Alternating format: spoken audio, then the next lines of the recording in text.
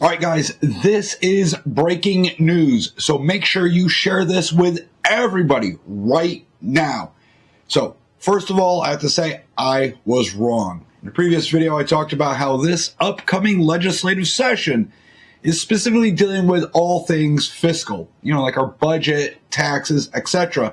Thus, we shouldn't see any gun control grab bills coming out. Well, here we go.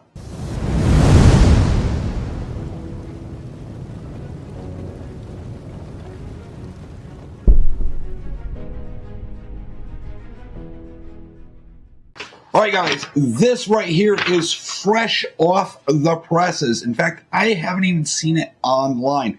This was sent to me by Josh over at Lock and Load. Now, Josh has some really awesome connections. What is this? This right here has been referred to the Judiciary Committee, as far as I know, today. Introduced by the request of the governor pursuant to Joint Rule 9. What is this? This specifically, in a nutshell, guys, I'll give you the direct verbiage out of it, but it's going to ban the vast majority of the most popular handguns in the country. All right, here we go. It says, this will be enacted by the Senate and House of Representatives in the General Assemblies when they convene. Section 1, subsection A of Section 53202 of our general statutes is repealed, and the following is substituted in lieu thereof, effective July 1st, 2026. So this year, almost immediately. So the verbiage pretty much stays the same, and they add a bunch of stuff. So this is dealing specifically with machine guns. Now, what are they adding to it? It says, as used in this section 1, machine guns shall apply to and include means a weapon of this description, unloaded or loaded, that shoots blah, blah, blah. They're adding including any convertible pistol that is equipped with a pistol converter as defined in subsection C of section 53206G as amended by this act. So we have to get over to that real quick, and they're adding in this massive subsection. I'm going to break it down and let you guys know what it all means. They are adding, number 4, convertible pistol. It means any semi-automatic pistol with a cruciform trigger bar that can be readily converted by hand or with common household tool into a machine gun solely by the installation or attachment of a pistol converter, as defined in subsection C of section 53206G, as amended by this act, whether or not there is a notch in the rear of the pistol frame. Convertible pistol does not include any hammer-fired semi-automatic pistol or striker-fired semi-automatic pistol that has a trigger bar that is shielded from interference of a pistol converter. Cruciform trigger bar means a component in a semi-automatic pistol that serves as a linkage between the trigger and the firing pin and has a sear incorporated into the cross-shaped surface. Common household tools include, but are not limited to, screwdrivers, hammers, chisels, file, or a crescent wrench. So this right here will virtually ban all your Glocks. Glocks Gen 3, 4, 5, V-Series, Gen 6. Every single Shadow systems, because they are just Gen 3 Glock clones. The Ruger RXM, FKM firearms, the Smith & Wesson SD9 and the SD40, all polymer 80s, which we can't even have here anyways. The PSA Dagger, which those are almost impossible to get here in Connecticut anyways. And the list just goes on and on and on. Basically, this law is mirroring what California did, where they virtually just banned every single Glock out there. All the Glocks that I own, Gen 3, 4, and 5, all have cruciform trigger bar. Now, is there going to be a grandfather clause to where if you already own them, you can keep them, but you couldn't buy any more? Couldn't tell you. More than likely there would be, but from what I've read in this bill, it doesn't allude to it at all. Again, this is just going to the judiciary, so this will change. But as it is right now, I couldn't tell you that.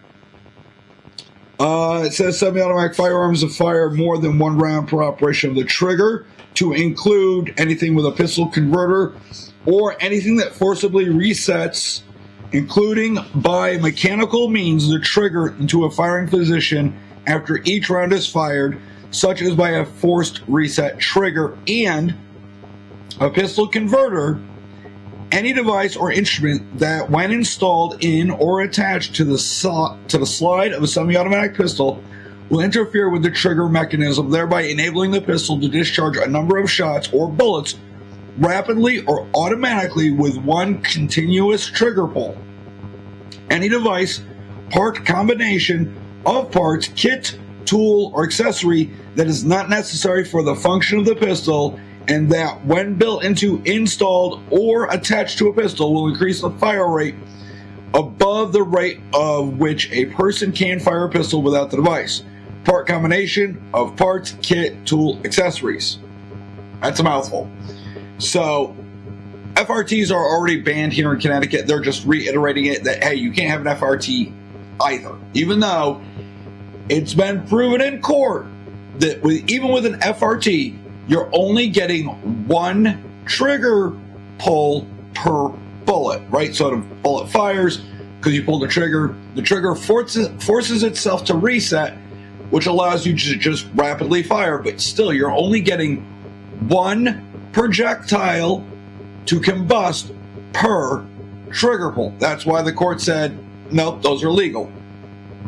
They also add in Section 3, effective July 1st, 2026, any individual, any firm, partnership, corporation, limited liability company, association, or other similar entity that within this state distributes, transports, or imports into the state, keeps for sale, or offers or exposes for sale any convertible pistol, so basically Glocks, as defined in Section 53.202 of the General Statutes, as amended by this Act, shall be guilty of a Class D felony.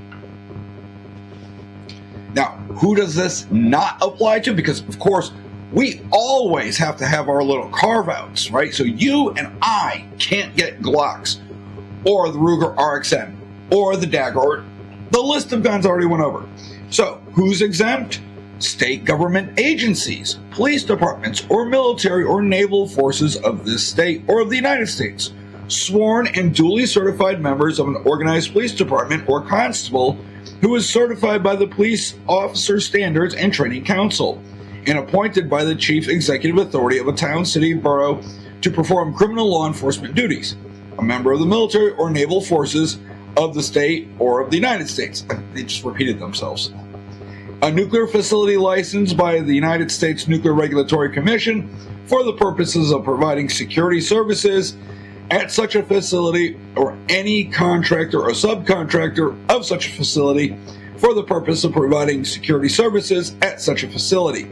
A licensed gun dealer, as defined in subsection F of Section 53.202F of the General Statutes, or a gunsmith who is in the employee of a licensed gun dealer. So obviously if you're an FFL, SOT, an 07, you can have your Glocks because it doesn't belong to an individual, it actually belongs to the FFL. Thus, they can have them. The gunsmith, obviously, working at the FFL.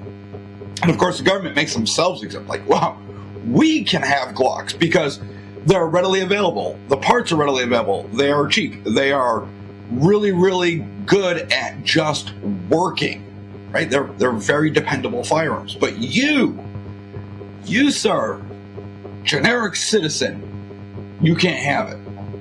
All right, I apologize for that weird jump. Literally, the microphone died. I recorded for another few minutes before I realized the mic was dead.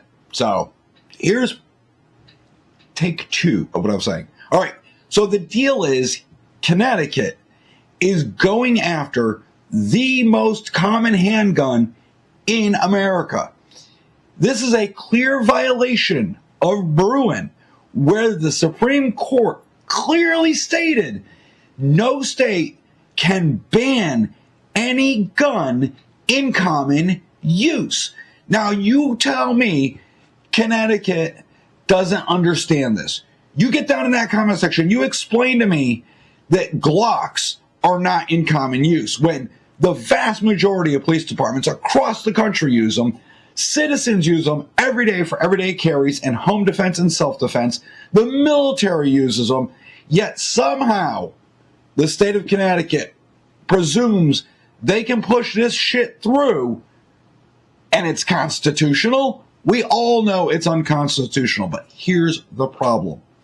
As soon as this law or some form of it is passed, because remember, this is just in committee, thus there's going to be a lot of changes. Things may be added or taken away from it.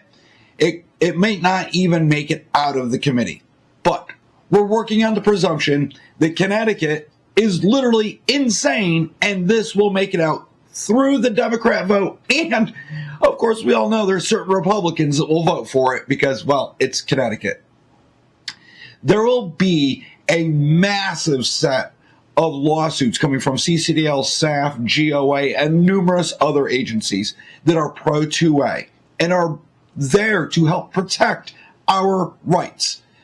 But as that lawsuit, or the numerous lawsuits, work their way through the courts, this will take years and a lot of money. The state of Connecticut will be able to enforce this law, or whatever turns out to be the law, the entire time, thus shafting you and me. Again, is there going to be a grandfather clause? I don't know. I read the new verbiage to you. I don't know. I'm sure that somebody will add in some sort of grandfather clause. I would hope. Otherwise, we'd end up going down the road to where everyone would have to forfeit their Glocks, their Rugers, etc. I doubt that would happen. Personally, I think if something were to happen like that, I think the gun owners of Connecticut would literally revolt against the state government. Or, you know what? They might just roll over and take it because you can never tell these days, you know. Some gun owners out there are the funniest fuds of all, and when the government just bans things like this, they're just like, punish me harder, daddy. You know, you've got those people like, bah, you don't need a Glock. You just need to carry yourself a little revolver. You'll be fine. That's all you really need. No. That's not the way it works. I like Glocks. Most of my friends like Glocks. Mrs. Guru, Glock fangirl. All of her everyday carries are Glocks. Glock isn't obviously the only company affected by this. Most of our striker-fired guns that are based off of the Glock platform use the cruciform trigger bar because it's safe, it's effective, and the damn thing works. When I know something, you guys will know something. I am definitely keeping an eye on this. Hopefully, I will beat the Lock and Load podcast and the Connecticut Gun Bench to the punchline and get my video out first, so y'all get to watch this one before them. All right, that's pretty much all I have for you guys in this video. Make sure you share this with everybody you know, and if you've made it this far, please like the video. Definitely get down in that comment section. Help with the algorithm. And if you haven't already, subscribe to the channel so you too can be up to speed on all the shenanigans across not only the state, but all of New England and the rest of the country. That's all I got for you guys. So stay safe out there, and I'll see you all in the next video.